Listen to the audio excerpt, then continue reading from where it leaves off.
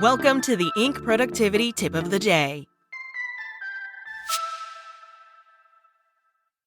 Today's tip: 6 reasons you should avoid employee turnover at all costs. An expert opinion by Suzanne Lucas, aka the Evil HR Lady.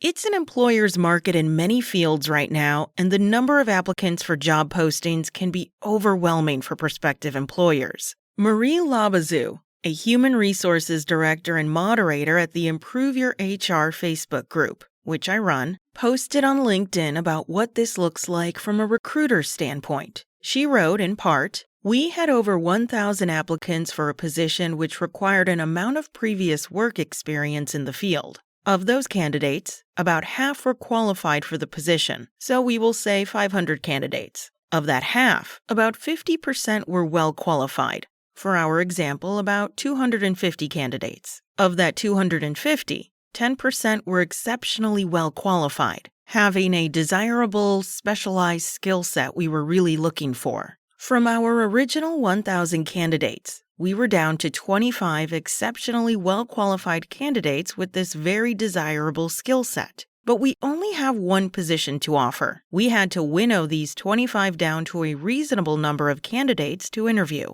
No AI was used. We found the ideal candidate and made them a job offer. If you're getting 1,000 applicants, 250 of which are well-qualified and 25 exceptionally well-qualified, you may think that turnover doesn't matter. If someone leaves, you can just replace them. You may start to think that keeping your current employees happy doesn't matter because it's easy to replace people. Sure, you can replace employees, but it's expensive. Finding someone who can do the job is a small part of the turnover cost. It's almost always cheaper to keep your current employees happy. Turnover estimates run as high as 200% of annual salaries for high-level positions and approximately 30% of the yearly salary for lower-level positions. Here's why it's expensive when someone quits, even if there are 1,000 applicants for the vacant position.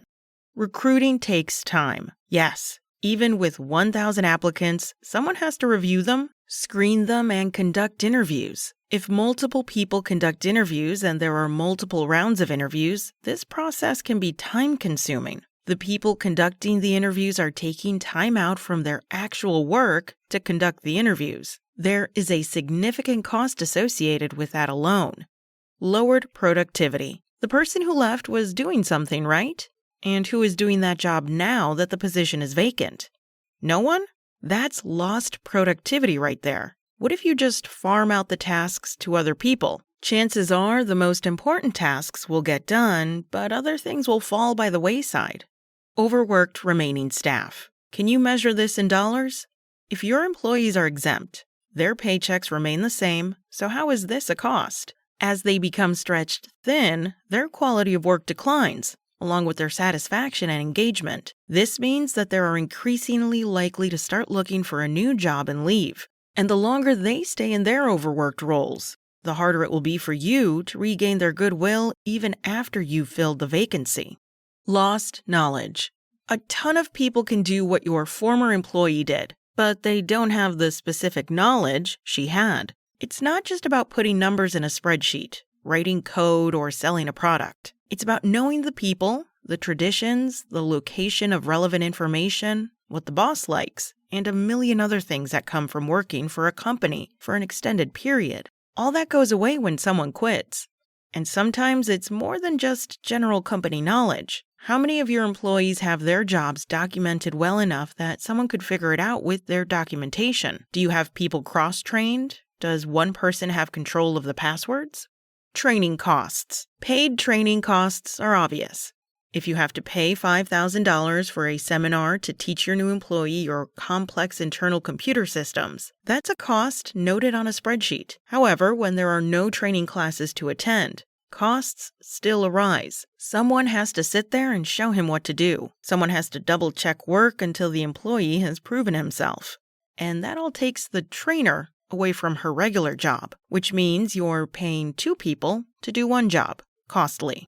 Headhunters. You may ask why you'd need to pay someone externally to find a candidate when there are 1,000 applicants for one job. While many in Labazu's case were qualified, that's not always true.